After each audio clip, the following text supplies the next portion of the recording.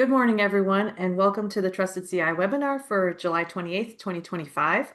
I'm your host, Jeanette Dopheide, and Trusted CI is the NSF Cybersecurity Center of Excellence, and these webinars are part of its mission to deliver high-quality, actionable guidance regarding cybersecurity to the NSF community. More information about Trusted CI can be found at trustedci.org. Today's topic is TIPPSS, Trust, Identity, Privacy, Protection, Safety, and Security. Our presenter is Florence Hudson. Florence is the Executive Director of the Northeast Big Data Innovation Hub at Columbia University, leading over $10 million in projects funded by National Science Foundation, National Institutes of Health, and Department of Transportation. Before we begin, I have a few things to note. First, this presentation is being recorded. Second, attendees are welcome to type in questions as the presentation progresses in the chat, and I will read them to Florence as we go through the presentation. And with that, I will hand things over to Florence. Florence, welcome. Excellent. Thank you. Can you hear me okay, Jeanette? Yep, sounds good. Perfect. Well, thank you everyone for joining. It's great to be back. I used to work for Trusted CI, so this is really fun. And I want to thank Jim Basney for suggesting we do this and Jeanette for hosting us as always. So we're going to talk today about a standard that we've been working on for about 10 years. If you do standards, you'd understand this, called TIPPSS, which stands for Trust, Identity, Privacy, Protection, Safety, and Security. And we've been developing the idea for a while. I'll give you a little bit about the genesis of it. And then what we want to talk about is that the first standard that was launched by IEEE and Underwriters Laboratories in 2024 is in the clinical Internet of Things space because we feel that's most critical to keeping humans alive. If you attack a healthcare device, you can immediately kill a human, unfortunately. Now we want to bring it to all cyber-physical systems, and NIST has actually asked us to do that as well. So I'm hoping that we can have that type of discussion here. I have some friends with me, like Lynn from Brookhaven National Lab. She and I will be presenting this at the ICALEPS conference in Chicago, near Argonne or with Argonne in September. And so I'd love to start a discussion about this and see how this applies to different areas. So this is a little blurb that I'm keeping in the slides. So when Jeanette uploads them for people who want to say, so what is this all about? So this, basically tells them. So let's get into the content now. So the Northeast Big Data Innovation Hub is where I'm executive director. And actually, I worked for Trusted CI just before I took this job.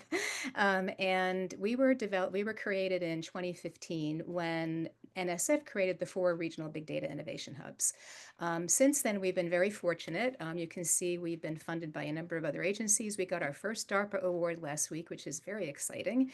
And our hub community, our goal is to be a community convener, collaboration hub, and a catalyst for data science awareness, education, and innovation.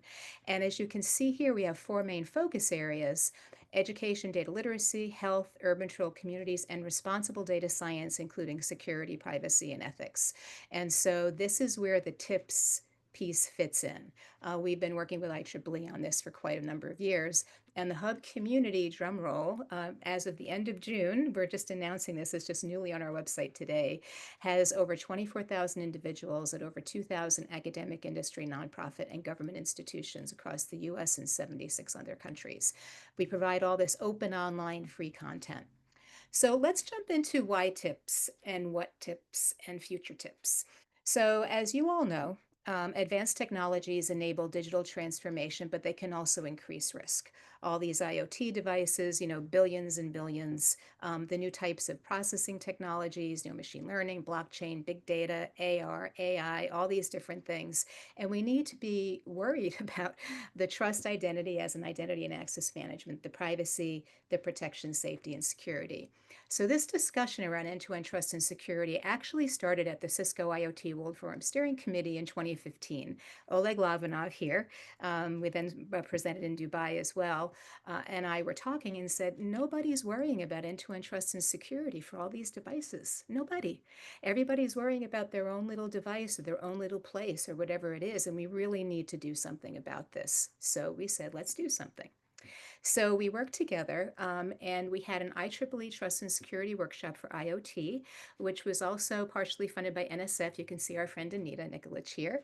DOE was there, the Industrial Internet Consortium, Sarah Cooper, who actually is a VP at Red Hat now, Rocio, who was at DOE at the time, myself, and Oleg. And so we hosted this online or in-person workshop in Washington, D.C., and we had participants from IEEE, NSF, DOE, Pacific Northwest National Lab, NREL, MITRE, all these different organizations. And we talked about the TIPPSS elements of IoT in context of multiple dynamic environments, and everybody had an opportunity to present. We talked about connected healthcare, intelligent highways, connected vehicles, and we came out of that workshop saying, well, you know what? Let's start with connected healthcare because of the major risk to humans. And we agreed that we must secure connected devices and data while enabling interoperability, because that's what gets us to use the data, in context and share it appropriately, just like in research, to protect human systems and institutions. So our top concerns were connected healthcare services, devices and data, hospitals, campuses, cities, and vehicles, clinical, scientific, and research device and data integrity, which is where a lot of our research infrastructure is affiliated, and then worrying about protecting the device, the hardware, the software, and from service hacks, physical health and safety risk, financial risk, reputational harm, data theft, data integrity, loss of privacy, and with a defense in-depth strategy, hardware, firmware, software, and service. And we talked about needing to evolve policy and culture as well. And then, here you can see even in 2015, when I was still at IBM, that we said, they're going to try to hack everything. And we're most worried about healthcare, and then cars and moving vehicles and critical infrastructure. And we need to design it in from the beginning and then keep an eye on it so that we're maintaining that TIPPSS. So what I'd like to do now is take you down the healthcare path so that you could get a feel for how did we approach this. It was a long effort, and it was during COVID, so that made it even longer, because there was a lot going on in people's lives, as we all know. And, think about how this could apply to other domains you're in, whether you're in a specific scientific domain or in your research infrastructure. So when we looked at connected healthcare, we were looking at, you can leverage advanced technologies and data to improve insights and outcomes. All this data, which is a very shiny object, as cybersecurity people know. Connected healthcare devices and data, clinical care data, you look a little jaundiced, what's that from? Environmental data, like, I get to see the smoke from Canada, unfortunately, in New York these days. So environment is changing, and that affects your health. Patient lifestyle data, and clinical and fundamental research data. So with all of that data, wow, you can leverage it for such good things. But of course, you're creating more security and privacy attack vectors and risks. And Dr. Suzanne Schwartz at the FDA famously said, any medical device connected to a communications network like Wi-Fi or public or home internet, not all, patients or humans, think that way, like I'm secure now, I'm in my house, but you're not, may have cybersecurity vulnerabilities that could be exploited by unauthorized users. So a number of years ago, we looked and said, okay, well, how bad is this? What could possibly go wrong? So if you look at the information online, the US FDA identified software vulnerabilities that could let hackers take advantage of personal medical devices dating back as far as 2008. And these companies aren't cute little companies you never heard of with somebody, in their parents' basement with a hoodie on. These are respected vendors in the medical community. So these are very real. In 2017, the FDA recalled 465,000 pacemakers due to cyber hacking fears. Hackers could reprogram 20 types of devices with adjacent access low skill level. You all know what that means, within like 50 meters. And, when I present in a larger group, I'll say, so like when you're in a mall or you're in an airport, how many people are within 50 meters of you? And how many of them do you know you can trust? So we all have to worry about this. Then there have been voluntary recalls, insulin pumps. Even earlier this year, FDA and CISA had an alert on patient monitor vulnerabilities. Remote code execution, hard-coded IP addresses, exposed PHIs. The things we know have to be fixed, but they're sometimes overlooked. So we thought, well, let's create a new standard. So we try to use a word that's simple, so everybody could say it, tips like Q-tips or tips and techniques. And we see tips as a new cybersecurity paradigm, very complementary to CIA, which is what, we're used to, confidentiality, integrity, and availability. But really in the IoT age, where we look at trust and identity, identity and access management, or IAM, as we talk about, allowing only designated people and services to have device or data access. Identity, validating the identity of people, services, and things. Making sure that everything is checking each other all the time. Privacy, ensuring device, personal, and sensitive data is kept private. protection, protecting the devices and the users from harm, physical, digital, financial, and reputational. Safety, providing safety for devices, infrastructure, and people. And security, maintaining security of the data, devices, and people. So we started this effort when we first, after we had the workshop in 2016 at GW University in DC, then we started a pre-standards effort, they call it at IEEE. And we built this TIPPSS framework, and it's kind of gorpy, and this is for a reason. These are all the things we want all the technical people and the providers to worry about. So the patients wouldn't necessarily worry about this, or the doctor that's using it, but those of us who are developing these systems, developing the system of systems, creating interoperability, either creating hardware, firmware, software, services, we need to be thinking about all these elements. Everything from the user experience and user interface, through applications, integration. These are other standards. As they say, the beauty of standards is there's so many of them, but we have to live in the world that we're in, and then grow into the future. APIs and SDKs, software development kits, application programming interfaces. We looked at DLT, distributed ledger technology, is potentially part of this, the connection layer, data ingest and management, and all the data sources and targets, which are growing every day. And then this element on the right is like the pieces that really play to TIPPSS: security, encryption, federated identity management, key management, user management. You can see all these different pieces, and these go across the entire stack. So this was created in an effort from 2018 to 2019. And then we ended up, I have to move my face around here, sorry. So we did that through 2019, and then we said, we think there's a potential standard opportunity here. So we launched the P2933 Clinical IoT Data and Device Interoperability with TIPPSS Working Group. And P is project in IEEE parlance. Until you're a real standard, then you lose the P and you're not a project anymore. You're an established standard. And I chaired this working group. Our co-vice chairs, William Harding from Medtronic. He was a senior technical fellow. He's retired now and a professor.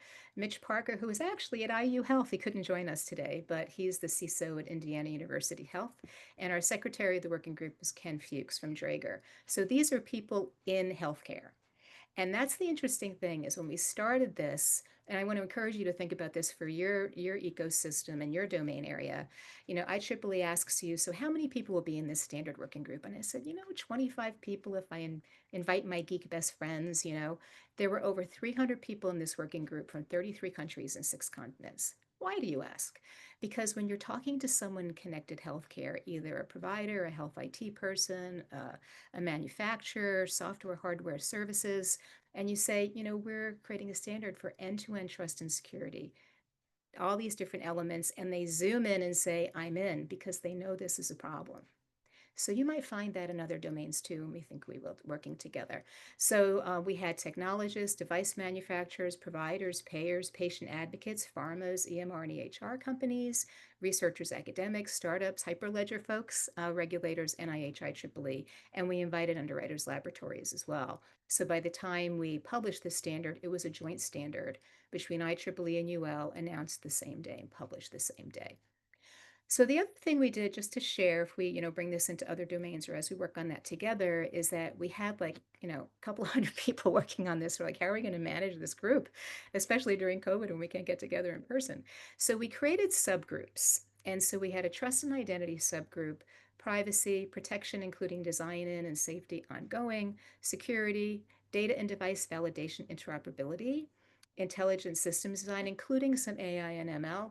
Not too deep on AI and ML because those standards there are like 50 IEEE standards efforts going on right now around AI. So much is changing so quickly. So we said, let's wait and see what else happens. And then we had a use cases and scenarios group, including human factors, for accessibility, for, what's an example of how this applies. And so we thought that ended up being very beneficial. And this was our leadership team. These are the officers. This is me and Mitch and Liam or William and Ken. And these are our subgroup co-chairs, Michael and Sherry, who do trust and identity, Nada from the EU, originally the EU, now the UK, who did privacy.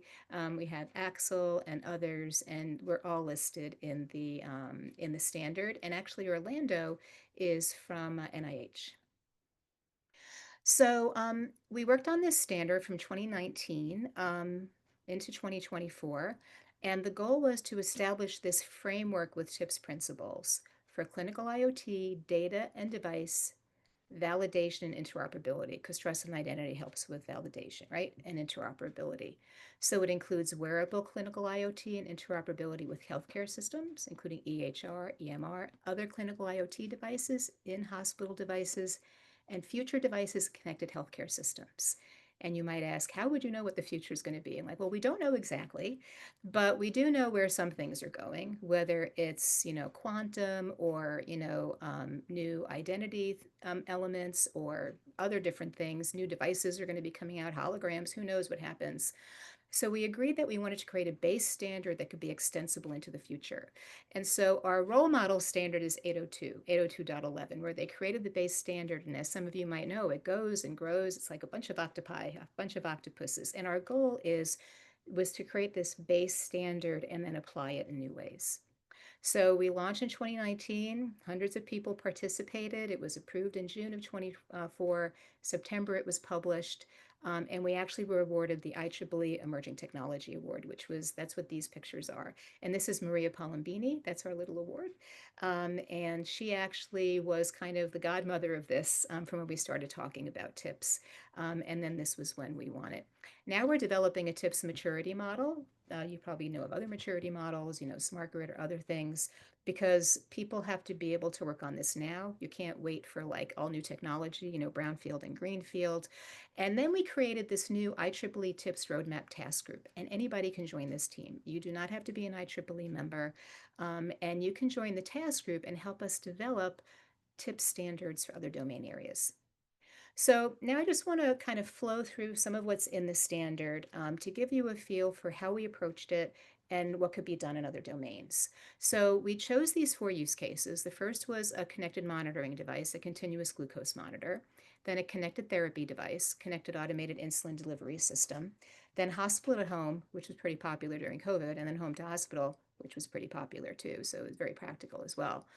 We chose these for a couple of different reasons. One is that a lot of people know people with diabetes. Diabetes is big, unfortunately, all over the country, all over the planet. And we also wanted to make it clear that anybody should be protected by TIPPSS. We know that there are some underserved communities that may be more prevalent, diabetic communities, and we want to make sure we're protecting everybody. So we wanted to use a use case that a lot of people could identify with. So then we created cute little pictures. This was the human factors group. And, we created, here's Caroline. Here's an example for the CGM. Here's Caroline. She's running. She has her glucose sensor, her phone controller, goes into a mobile device management server. This is the user view.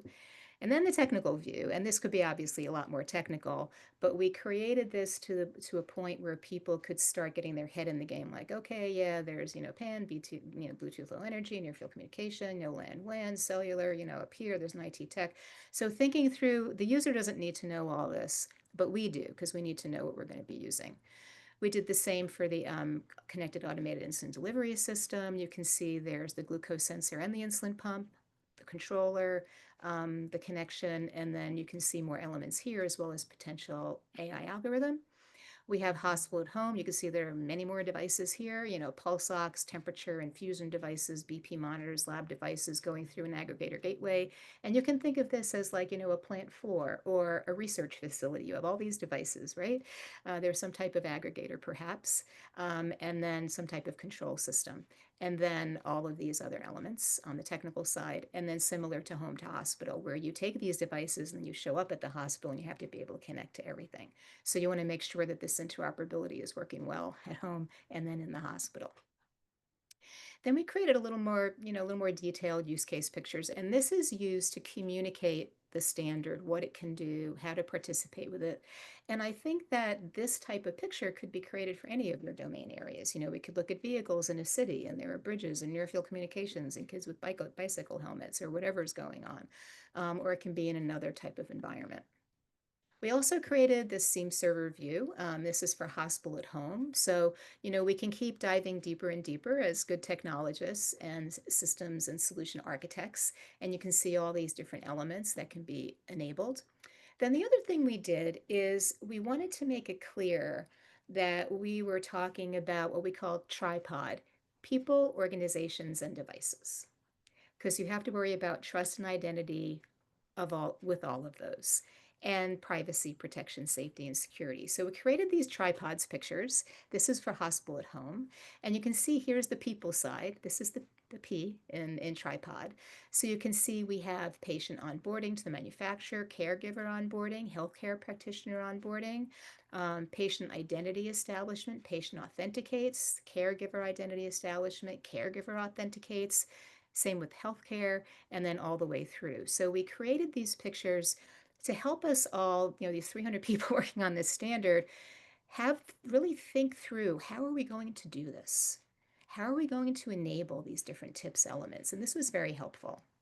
We did the same with organizations, and you can see we're highlighting here the manufacturers themselves and the hospitals and those different elements.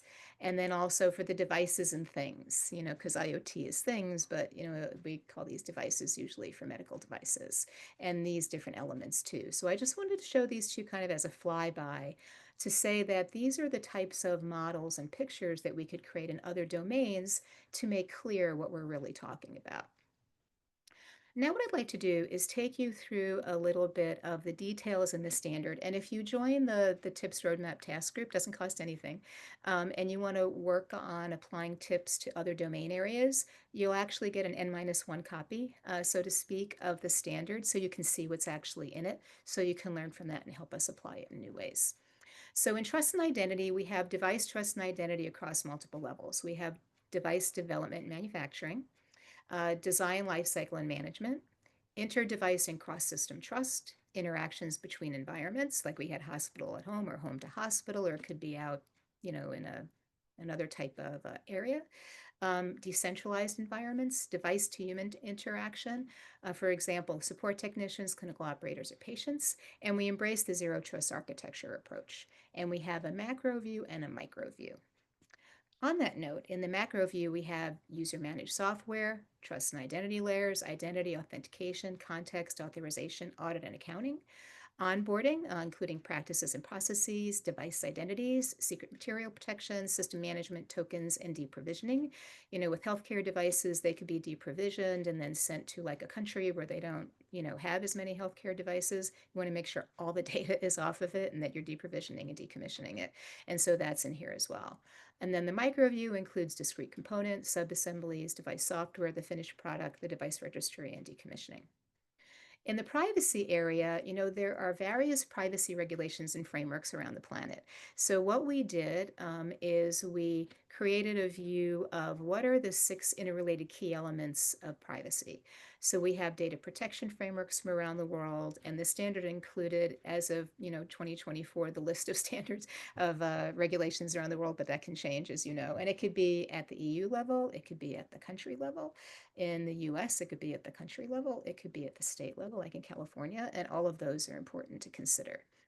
Then we have privacy by design throughout design and operational life cycles, the data life cycle for privacy throughout the full data life cycle, data gathering, sharing, processing, and retention and destruction. A privacy impact assessment that was created to support developers in addressing privacy requirements. Adaptive privacy solutions, including privacy controls put in place that need to be adaptive and reconfigurable to address future risks, because as you know, the risks come out, there are new ones every day when it comes to TIPPSS. And then context, clear context and domain to assess privacy considerations. So these are the privacy elements. In protection, we're talking about protecting, once again, the devices, the data, the environment, and the humans from harm. And this includes, the institutions. So it supports functional features like authentication, access control, secure and trusted pairing, secure communication, end-to-end encryption, updates, tamper-proofing, resilience and fail-safe, event detection, backup, restore, and decommissioning. And all of this is in the protection chapter, as we call it, and then safety. Now, of course, safety is embedded in a lot of regulations, like FDA regulations in the US, and the standard relates to those. When you create a standard, you have like different references that you provide, like different ISO standards that are related to this. We don't have to redo that. Please refer to that one, and other regulations that people should look at. But here we're talking about maintaining device and system safety, effectiveness, reliability, and security. because there are different considerations in safety. It's not just is it safe to use it, but consideration of direct and indirect patient safety impact, like disruption of clinical data flows. What if there's some type of, power or IT attack, and there's a disruption of the clinical data flows, of patient engagement, and ability to use clinical devices, addressing risks due to regulatory constraints, and potential unavailability of supporting systems, central monitoring, interpretation, analysis, prescription, all sorts of systems that you need that information to treat the patient safely. And then operational impacts that compromise safety, environmental disruption, workflow and business disruption, loss of sensitive data or IP, and compromise of user or network credentials. Then on the security side, as you can imagine, we had a lot of cybersecurity people involved in this. And so we have a lot of rich information on security. And so here we talk about security practices. On the next slide, I have security implementation. So for security practices, we have pre-market and post-market. We have device-related and interoperability-related. And so on this side is an example. You want to make sure pre-market and device related, you're communicating securely. You're assuring CIA confidentiality, integrity, and availability of sensitive data. You protect the data in transit. You design a secure API. You have secure end-to-end communication and assure identity, trust, and authenticity. And then, meeting a security baseline with a risk-based approach, a secure development lifecycle, and all these different elements. Same here on the post-market side, including post-market surveillance, vulnerability management, updates and maintenance, and then communicating about security, querying security properties, asserting security status, security ecosystem integration, event error and exception handling, and security documentation and updates. Then we have on the implementation side, which is applicable across people, processes, and technology. Once again, pre and post-market, device and interoperability related, security by design, also hardening, exposure minimization, security tools and technologies, supporting documentation, including the SBOM, the software bill of materials. And when I presented this at the HIMSS conference a number of years ago, I keynoted their cybersecurity pre-conference. There was a CISA guy there. So I grabbed him on the way out and said, "So what do you think?" He said, "Make sure it has the SBOM." I'm like, yeah, no kidding. So the SBOM is in there. And then, encryption best practices and the communicating securely, secure provisioning and go live, avoiding deprecated protocols, key and algorithm lifecycle management, and then post-market, supply chain risk management, vulnerability management, updates and patches, and end-of-life management and communication, and then, communicating device software version transparency, security event detection logging, security ecosystem, and forensic and audit support. So all of these elements are in there. Something else that's part of the standard, and when we created the standard effort, I said, nobody's done this before, this end-to-end trust and security. So, be creative. Create new terms if you want. Create new definitions. That's fine. So the team, the Integrated Systems Design team, led by Neil and Kim, actually created this SQUIRT layer, Services Quality and Integration Reconciliation of TIPPSS. And this keeps an eye on things. So it includes a context layer that feeds it about the system environment, a technology layer about the physical and virtual devices, application services supporting the healthcare workflow services and the end user services layers, SQUIRT, routing the data and monitoring quality, information architecture layer, guiding all data operations interoperability, and governance, including standards, policies, and guidelines. And so if I were in a provider location or in a manufacturer, what I would do is I would probably put this on a, on a clear board somewhere and say, okay, how are we going to do all this? What are all the pieces and what makes sense for us? It isn't a standard that says you have to do it this way. Standards are recommended practices. And then governance and regulation is where things get, more specific. So where we are in IEEE UL 2933 TM 2024, which is what it's called now for those who love letters and numbers. We got the working group in place and we launched, and it was published in 2024, the standard. Now we're in these stages: socialization of the standard, collaborating to align policies and procedures with the standard, and implementation of the standard through industry partners, device manufacturers, and providers. And all of you are invited, to participate in this. And what we're doing now, as we said, is, TIPPSS was really a vision to go across all cyber physical systems. So this is the standard life cycle, at IEEE. We initiate a project, it gets a P, P2933. We mobilize the working group, we go to our friends, we go to IEEE, we go to colleagues, industry collaborators, academic researchers all over. We draft the standard, which took a number of years. We ballot the standard, which means people vote on it. We gain final approval, and then we maintain the standard, which is where we are with 2933-2024 for clinical IoT. Now what we've done is we said, well, we want to bring this to more domains. So we launched this TIPPSS Roadmap Task Group, and we actually have two PAR study groups, they're called. So a PAR is a Project Authorization Request in IEEE, PAR. And so that's how you come up with, I'd like to propose a new standard, and so we have these PAR study groups. One is on remote subject monitoring and clinical trials. So bringing this down to clinical trials and specifically focusing on remote subject monitoring. It can include clinical trials like for cancer. It could be remote subject monitoring, when you leave the hospital, your doctor, and they give you a device, making sure that that's not being hacked and they're not changing the information. So either if they're sensing that the actuation isn't based on bad data, different things like that. We have another one, AI-based coaching for healthcare with TIPPSS, and this group is looking to talk about what is needed if you use AI to coach people on how to apply TIPPSS in their environment, how to apply TIPPSS in manufacturing, what TIPPSS means to patients, all sorts of very interesting ideas here.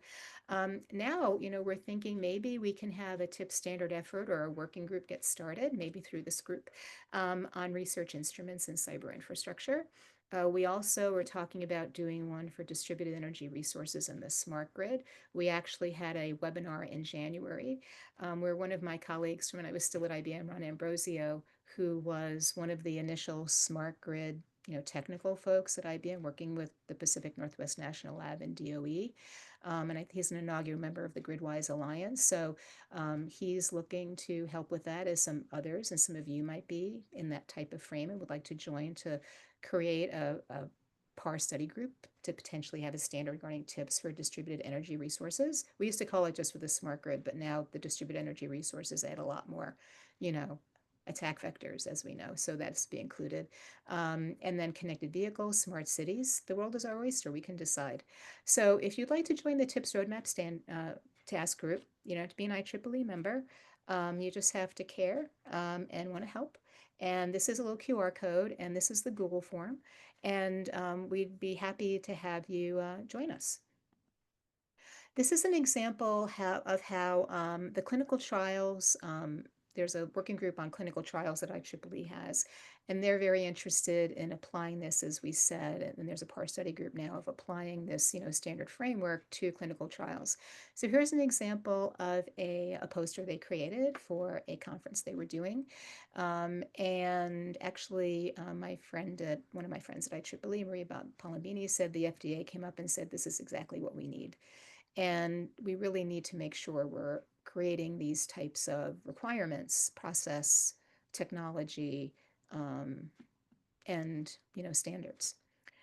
Also, IEEE has a foundational technology trends to watch announcement they do once a year. And last year, they had TIPPSS as one of the top 4 foundational technology trends. There's evolution of the metaverse, building trust with data governance, which is where they put TIPPSS. As the world becomes increasingly more digital and by extension connected, an emphasis will continue to be placed on universal human values, including trust, identity, privacy, protection, safety, and security. They also have child safety online and advancement in quantum computing and new applications. So we have a number of publications that we've been developing over the years related to TIPPSS. This is the KPMG article or brochure where, we talked about having to develop this, design it in right from the beginning. Everything's going to try to get hacked, unfortunately, or people try to hack things. We have a TIPPSS for Smarter Cities chapter in this book on creating, analyzing, and sustaining smarter cities, a system perspective. We have a number of IEEE publications. This is Enabling Trust and Security, TIPPSS for IoT, and there's Wearables and Medical Interoperability, Evolving Frontier. And we've actually had a couple of books that we've published with Springer. I edit these books, and in each of these books, they're in the Women in Engineering and Science series. And for those of you who wonder why, one of my good friends is actually series editor for Women in Engineering and Science, and they're still trying to prove women can do engineering and science. So being a rocket scientist myself and a technologist, I was like, I can help you with that. So we did these books, and actually there are 16 women authors I brought forward in each of these books with me. Women Securing the Future with Tips for IoT and Tips for Connected Healthcare. You don't have to be a woman though, but they talk about different elements and different perspectives. We have a judge, we have lawyers, we have cybersecurity professionals, encryption professionals, all sorts of people in these books. And so that's what I wanted to review today. I know I went a little fast. I'm from New York, so I talk kind of fast. I apologize. But we wanted to get the information out there to get you engaged. We'd love to hear what you think. We'd love for you to join the TIPPSS Roadmap Task Group. And then we also today just launched our TIPPSS webpage. And I want to thank Lauren and Emily who were on the phone, who are on the Big Data Hub team, who have done a lot of this for us. And then Lynn from Brookhaven National Lab, I think, is here today too. And we are planning to present tips for navigating a changing cybersecurity landscape at the Electron-Ion Collider and other scientific research facilities at the ICALEPS conference in Chicago in September. So if you're going to be there, we would love to see you. Please join us. I think we're currently scheduled for Wednesday. So I think I'll stop sharing now. And then maybe we can answer some questions. And I'd be happy to have, Lynn say a few words if she wants, or anybody else. I'm going to enable Lynn's uh, microphone if she wants to say anything. Great. Yeah, and we have a lot of IEEE friends. Chris is here. Chris Reha that helped us with all of this. And then just so to let the audience know, I plopped the northeastbigdatahub.org tips URL in the chat. So if you want to click on that, I also have a link to the slides. While people are gathering questions, I'll go ahead and share just some community updates. So let me go ahead and share what I have. Thank you. Just an FYI, our next webinar is August 25th at 10 a.m. Central. Our topic is Discover and Defend Cyber Vulnerabilities of Deep Learning Medical Diagnosis Models to Adversarial Attacks. So if you found this topic interesting, you will probably find next month's webinar interesting as well. So please join us. I wanted to remind the community that our NSF Cybersecurity Summit is scheduled October 20th through 24th. We just sent notification of accepted topics. So hopefully we'll be sending out and publishing the agenda soon to get people interested. And the registration link is also coming out soon. So if you want to know more about that, go to trustedci.org/summit. Any questions or topics for webinars, you can contact us at webinars@trustedci.org. So let me go back to slides.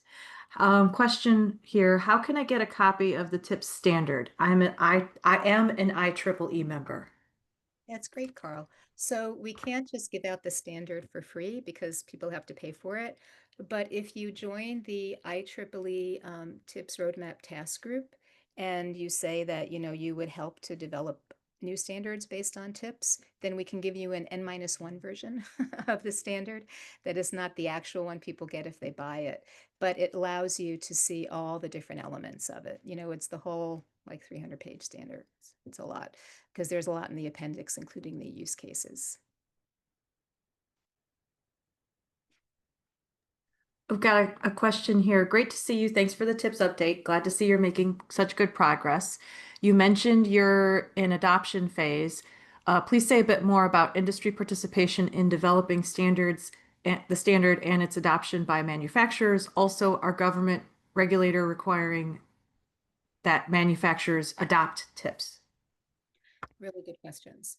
So we've had a number of industry players reach out to us. I don't want to say who they are yet until they decide how they want to participate, but they're big ones you would know, both in the IT side and in the medical device side. NIST has asked us if we have a TIPS framework for all industry. I said not yet. They said, okay, let us know when you're done. I'm like, maybe we can do this together. So actually, I'm hoping that we can create some working groups with experts in different areas because even though the challenges are similar, like in the energy grid and clinical IoT, the devices are different. PMU, synchrophaser units, solar panels, things are different, vehicles, and they drive all over the place and then they can get connected, and then, there could be a virus in any of these things. So we're looking to create these working groups leveraging IEEE. And so if any of you want to do any of that, let us know.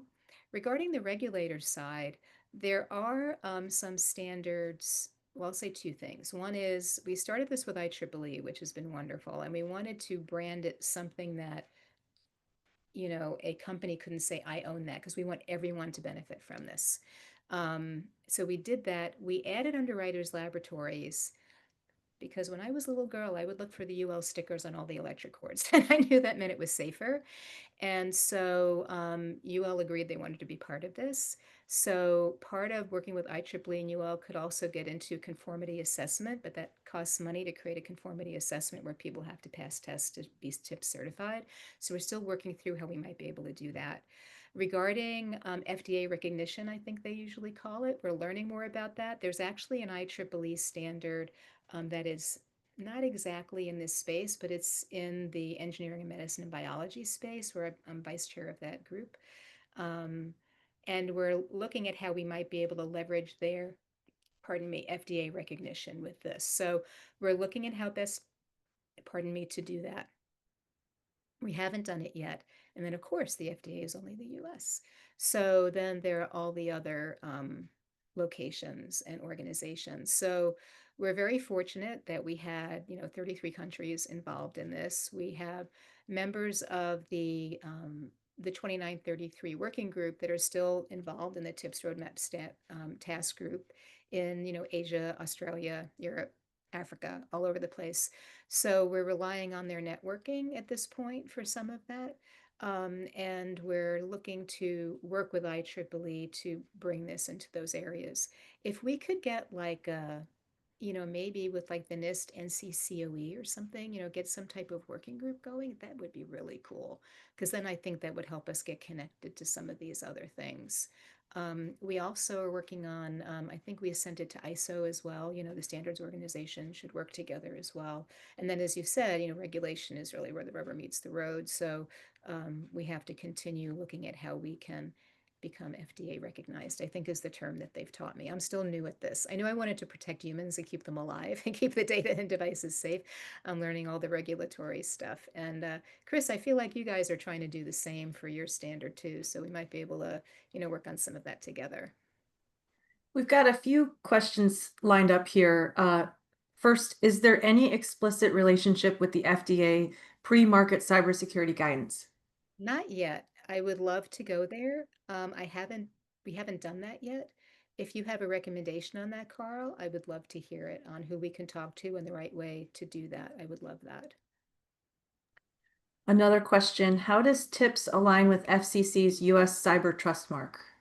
Very good question. When I saw their cyber trust mark and how much it looks like the TIPS logo, I was like, whoa, looks like we already work together. So we haven't reached out to them yet, but we would like to reach out to them and work together. Once again, if you know humans that we can work with, that would be great as compared to sending an email to the cloud in the sky. So let's shift devices. You mentioned new areas, including connected vehicles. I'm doing some work on cybersecurity and privacy for automotive and connected automotive autonomous vehicles, and would be interested in exploring how TIPS might fit in there. I would love to talk about that.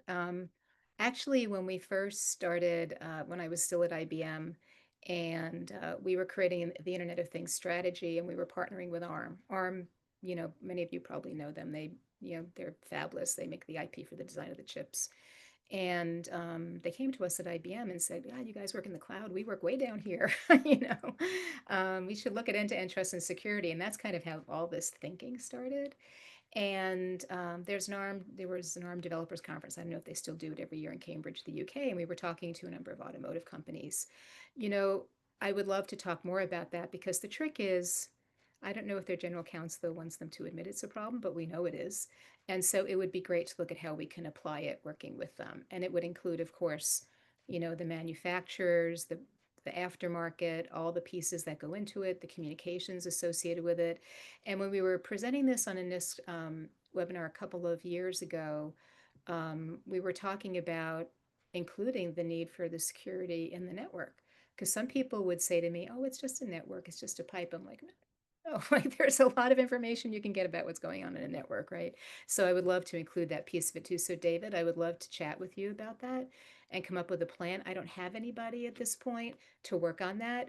We actually did present tips for automotive in Berlin in December of 2019. And everybody remembers what happened at the beginning of 2020. So that was put on hold and we haven't gone further, but Audi was there and a number of other folks from Europe, which was very valuable. So we haven't brought this all the way to reality, and I would love to do that. So I would love to chat with you about that. And then we also have an FYI from someone with an IEEE subscription. They said that they were able to download the standard using the university's Explore Digital Library subscription. So if you're interested in looking into that, and you're a member, take advantage of that. That's wonderful. Oh, go ahead. But so also the Springer books, if you have a Springer Link connection at your institution or university, you can download the ebooks for free. So I encourage their use with students, with researchers, whatever. So go for it. And now that I'm not in industry anymore, I'm really bad at selling things. Like everything is free. Everyone gets a car, everyone gets a standard, everyone gets a book. So not everyone gets a car, but you could look at that as well if you want to download some of the books and the IEEE articles. They like to put them behind a firewall so they can keep track of how many are being downloaded, but they're pretty much free, except for the standard, which Jim found through his subscription. Thank you so much, Jim, for bringing that up. That's great. Another follow-up question going back to healthcare. Are you familiar with the new Health Sec workshop held last October at CCS and being held this December at ACSAC? It might be a worthwhile venue for promoting tips. Actually, no, I'm not aware of that. Thank you, David. You're just the gift that keeps on giving all the time. Thank you so much. So CCS and the other place I'm in for all of those who, are government funded is we don't have the project that had tips was our big data hub project, and that just naturally ended at the end of May. And now we're looking for new tips proposals and grants we could get so I can actually fund some of this travel. I don't have any right now that's tips related.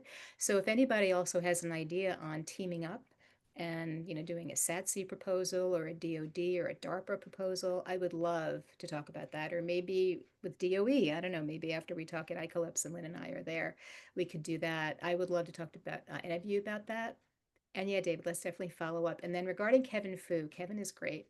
And we actually had him present on the TIPPSS working group a few years ago. And he had to put all the disclaimers on it because he was actually at the FDA at the time. And I haven't followed up with him since he's back at Northeastern. And so I definitely will. Thank you for bringing that up again. Okay, we have a little bit of time left. If anyone wants to ask, oh, here we go. One more. And anyone else, while I'm talking, you're welcome to type in your questions. Last comment, please double check the PowerPoint file for the slides. I downloaded it, but for some reason, PowerPoint warns that it's broken and isn't able to repair it. I tried several times. Okay, I apologize for that. After this call, I will go ahead and download it a couple more times and just make sure that the file is working properly before I archive it to our website. So I think those we of have. you who are in the call who are struggling with the file, when I archive the presentation, I'll make sure that it's working for everyone. Yeah, and I'll apologize. I sent Jeanette the PDF because I thought that's what she wanted to post. So I can send you the PowerPoint if you want. It might be fatter. And you can PDF it if that's a problem. So just let me know. All right. Any other questions about the tips or anything else related to IoT?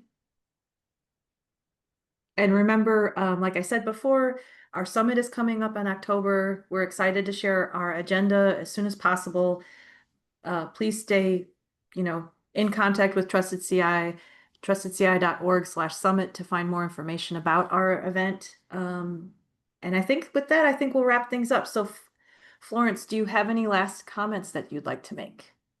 I really want to thank you all for being here. I want to thank you for your avid listening and thinking. I can hear it.